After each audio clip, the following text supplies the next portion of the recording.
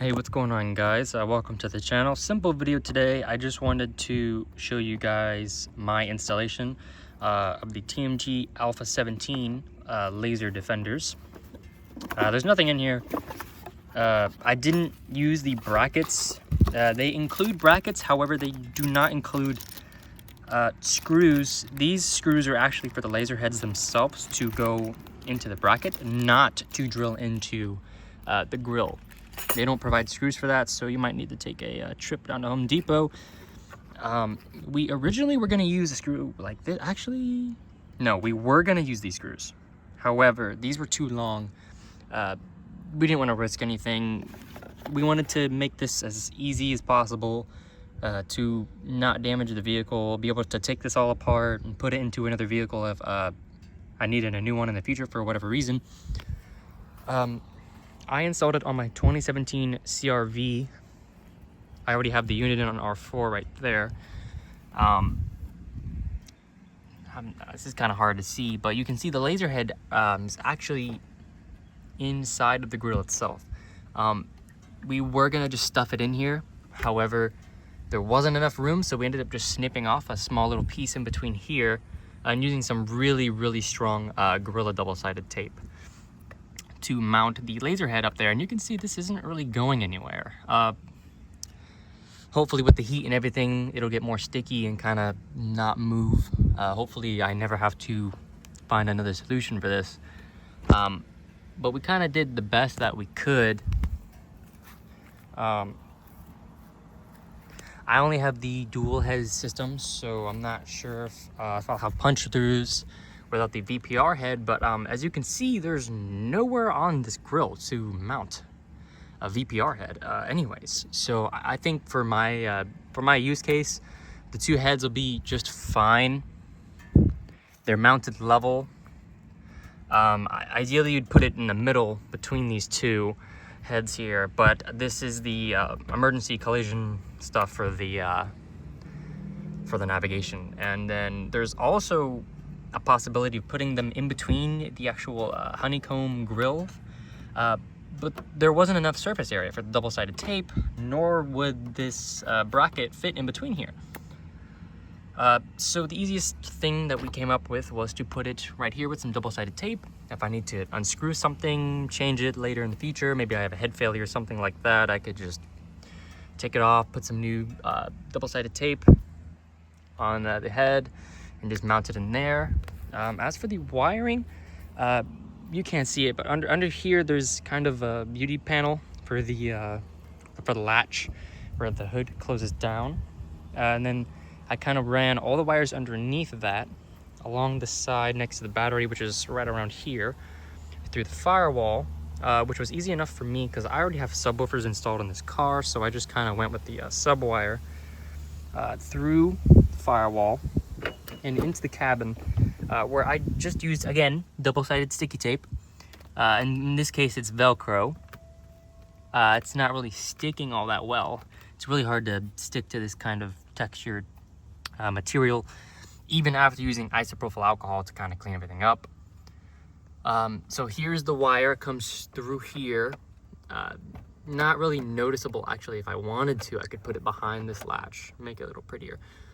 But here's where the wire comes in through the firewall into the CPU, which is easily accessible because if you want to put it in a receive only mode, update it, you're going to need access to this.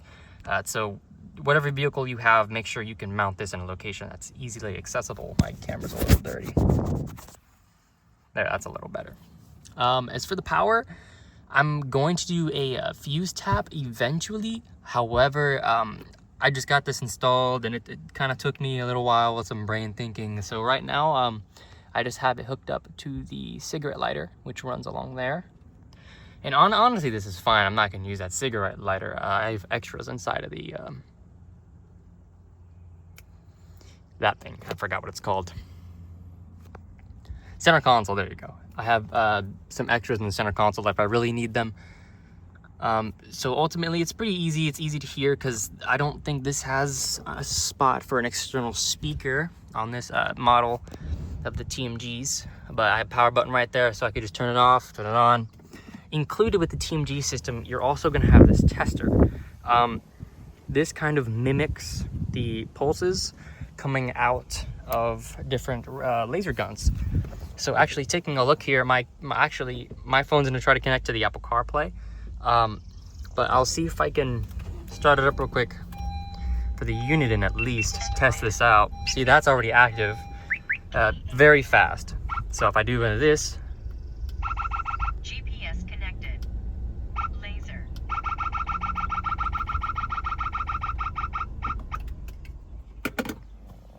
hopefully there's still audio, but you can see how quickly it kind of, it does alert as it's intended to. And that pretty much covers everything here. Before you install these heads, I do recommend you plugging everything up beforehand and making sure that the actual heads themselves are jamming to the laser tester. You'll know because you'll see, similar to how your phone looks or your TV remote, if you look at the front of the TV remote or maybe your Face ID on your iPhone, you'll see a purplish kind of light. You'll see the infrared light actually shooting out of these two heads right here. We have one the receive portion, and then you have the two actual IR lights that shine back to block the police radar guns.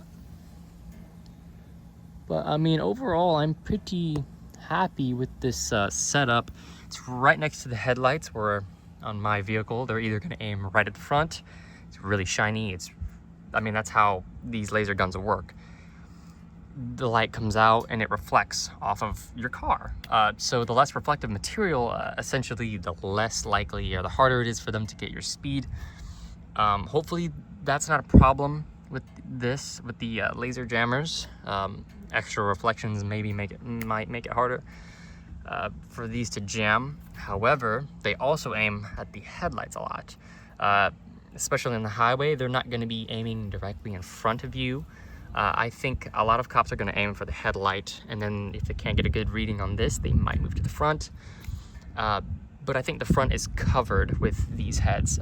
It's kind of a best of both worlds, I guess. But yeah, I hope this helps you guys with your installation.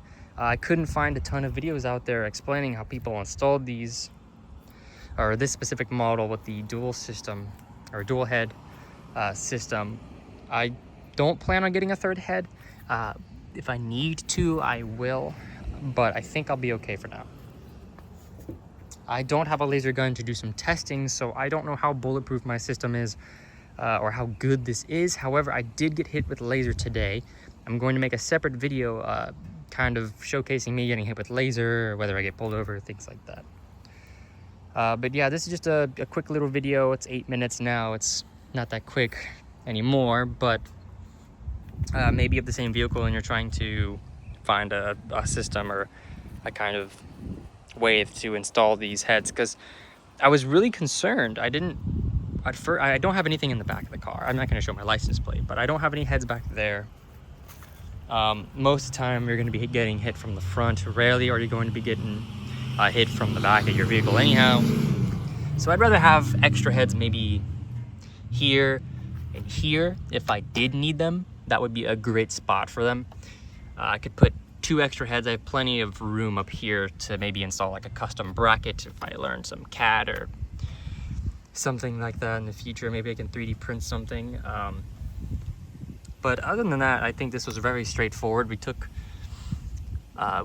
made it work. We ended up snipping this with a Makita. We did our best, and then we sanded down the edges here to make sure that wouldn't scratch anything. But overall, it's a good installation. This system is really good for pretty much everything apart from Dragon Eyes, which is my understanding. I don't have many videos. There's not many videos out there showing these getting hit with Dragon Eye on SUVs or system like mine. But the Dragon Eyes are the hardest system to jam, as far as I know at this time, because those have a variable pulse rate, right?